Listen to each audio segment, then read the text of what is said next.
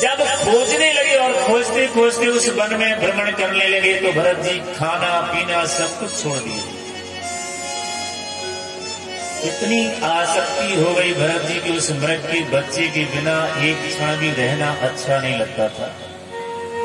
खाना पीना जब छूट गया और छोड़ने के बाद में जब बहुत दिन तक शरीर को आहार नहीं मिला, वो शरीर कहीं एक जगह जाकर के गिर गया और गिरने के बाद शरीर छूट गया। लेकिन उनके मन में उस मृग के बच्चे के प्रति जो आसक्ति थी, इसलिए दूसरे जन्म में जाकर के हिरण का बच्चा बनना पड़ा। किसी मृगी से उनका जन्म हुआ और जन्म लेते ही उनको मानवीय शरीर में जो ज्ञान था वो मृग की योनि में ज्ञान पैदा हो गया। सोचने लगे कि मैं पहले मनुष्य था और मैंने मृग की बच्चे में इतनी आसक्ति की, उस आसक्ति का परिणाम ये हुआ कि आज मुझे मृग के रूप में यहाँ अवतार लेना पड़ा, जन्म लेना पड़ा। इसलिए अपनी माँ का दूध पीना बंद कर दिए और सूखे पत्ते खा करके अपना जीवन बिताने लगे।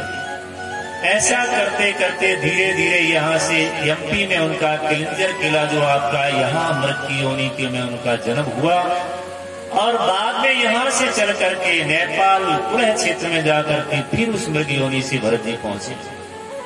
वहां बहुत काल तक निवास करने के बाद में वह मृग शरीर भरत जी का छूट गया, लेकिन उस मानव शरीर की आसक्ति मृग शरीर में थी। इसलिए उसकी याद करके भरत जी मरे और मरने का परिणाम ये हुआ कि फिर उनको और मृग योनि से छुटकारा मिलने के बाद में ब्राह्मण के घर में उनका जन्म हुआ। और ब्राह्मण के घर में जन्म होने के बाद में ब्रह्मकुल की परंपरा है, सारे कर्म करवाए जाते हैं, जात कर्म वगैरह करवाने के बाद सनई सनई जब बड़े हुए थे उनके पिता ने उनका यज्ञोपवीत संस्कार करवाया और यज्ञोपवीत संस्कार करवाने के बाद में 24 अक्षर का जो गायत्री मंत्र है उसको पढ़ाया।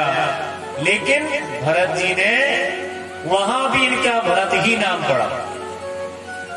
भरत जी ने उस 24 अक्षर के नाम को और मंत्र को याद नहीं किया, क्योंकि जानते थे यदि मैं गायत्री मंत्र को याद कर लूंगा तो परिणाम ये होगा कि फिर मुझे दोबारा जन्म लेकर के कर्म करना पड़ेगा और मैं कर्म करता हुआ फिर संसार में आकर के जन्म लूंगा।